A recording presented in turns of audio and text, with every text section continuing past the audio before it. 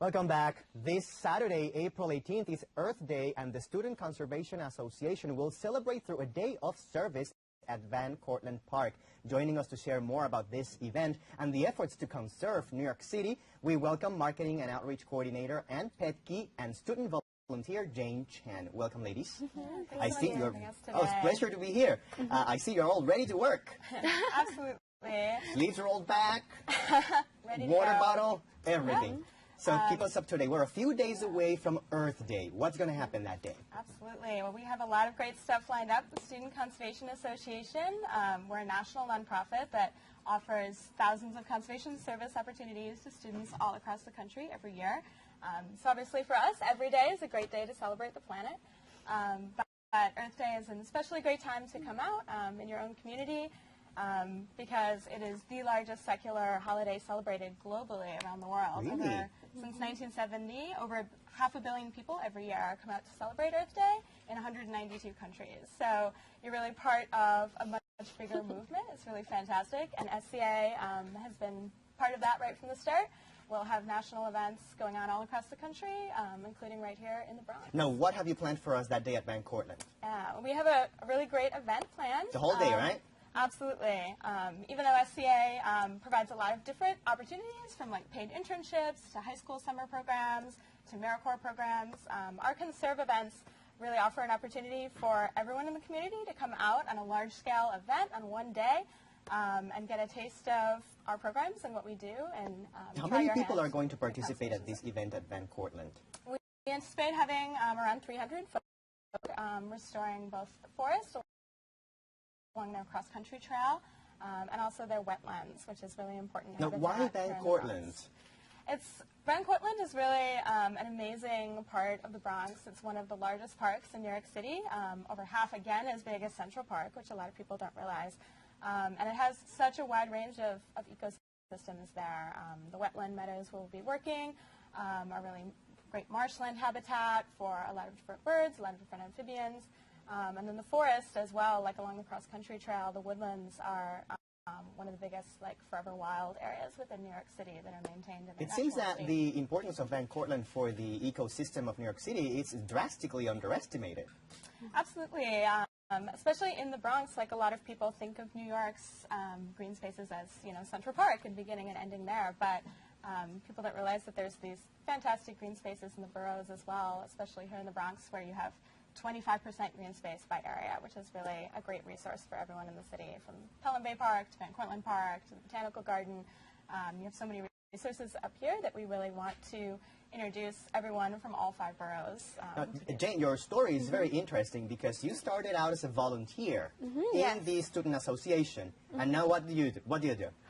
Well, I attended my very first Conserve NYC event with Ann all the way back in September 2012, I believe. Yeah, and ever since then, I've actually applied for internships, and I actually had an internship the last summer with the Hudson River Park Trust, and now I'm moving on to another internship with the National Park Service, but also in collaboration with the Student Conservation Association. And I understand you're also helping the planning of these events on Saturday? Yes, I'll be an event leader. So these operations really rely on coordination. So I'll be one of the leaders going onto the field. Yeah, Absolutely. Having leaders like Jane out, who are experienced like through our internship programs, through our AmeriCorps programs, through past events, it's really a big part of these events. We really work to like break down barriers for every member of the community to participate.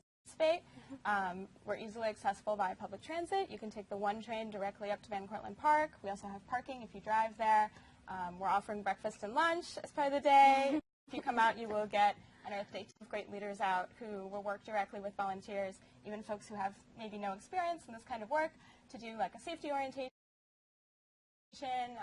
project supervision throughout the day, so anyone can jump in and get their hands dirty. Just so people can understand the need, what is it that is happening at Cortlandt? What are some of the conservation challenges that are going on right there? Yeah, it's such a great space, but there are a lot of challenges in managing a wild area that large as well.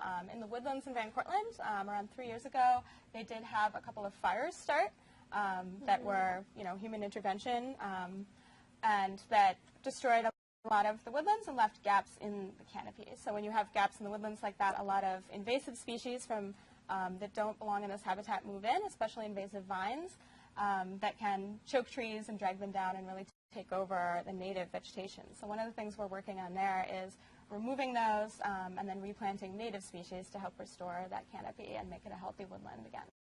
What could be the impact if we just don't do anything about it, if we just let it go? I mean, the wetlands at Van Cortlandt right now are really struggling. You can see, like, Phragmites is one invasive species that has come in, and it's just, Phragmites grows up to 10 feet high. You could just see, like, the wall moving in across the wetlands. And, you know, a lot of the cattails and native species there, you can just really see choked out. So, you know, in that area where we can go in there and stop that process and get those natives in, it'll really make a huge difference in bringing that marsh back to life. So volunteers who go really are going to get dirty. Absolutely, yep. Come ready to get muddy. Now, what are some of the recommendations? Sneakers? Yep, well, definitely closed-toed shoes. You know, you don't have to have hiking boots. You don't have to have any special gear. We'll provide, like, work gloves, safety equipment, all of that stuff. But, yeah, come with closed-toed shoes. Come with a great attitude. Bring your friends. Bring your family. We welcome all ages. Younger kids are welcome to participate. You don't actually have to be a student to come out for our volunteer events. We'd love families to come out, teachers to come out, all members. Do you need pre-registration also? Is there a fee to join? There's no fee. It's absolutely free. But we do ask that you head to our website at www.thesca.org and check out our events page where you can sign up. It just takes a few seconds. You complete the volunteer waiver right there online. And then when you show up at the event, we can just check you in and move you right along. No Are there any other areas within the Bronx that the association is also doing work? Absolutely. We've done past events at Pelham Bay Park, at Roberto Clemente State Park. We have done past events even at Van Cortlandt, working with the Friends of Van Cortlandt, which has been a really great partner with us. And now with Sport for American Express, who's helping us really build out our events here in New York City. We're coming back even bigger and better with this one. Pelham Bay Park seems to be another underestimated jewel. People don't realize it is the largest park in New York City. Absolutely. Larger than Flushing Meadows, which people tend to think it's the largest. Absolutely. And it really has more wild spaces as well. It has over 16 miles of coastline alone at Pelham Bay. And really, you get that experience where if you live in New York City, especially with students who, you know, may not get upstate, may not get out of the city a lot, you really can have this immersive hiking experience, immersive, like, woodlands experience, where you can get away from it all. How do you feel about the way we've come along in conservation in terms of urban areas? You think we're making good progress here, or we still have a long way to go?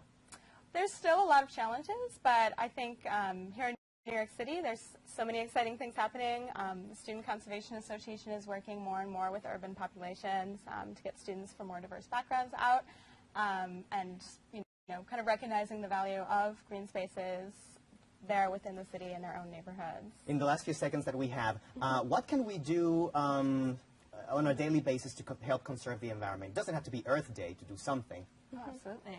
Well, you can. There are so many small things that you can do. For instance, even conserving within your own community, you can recycle. You can even generate your own compost. So you have everyday items like eggshells or banana peels. You can take those and turn it into organic things that you can put into your own garden. And yeah, that's just it. Today they can also get some tips right in person. Absolutely, and they can speak with all of our youth leaders who have, you know, in many cases chosen to jump into internships the way Jane has and are pursuing green careers now thanks to their experience here in New York City. Thank you. Congratulations on the work, and we'll see you Saturday.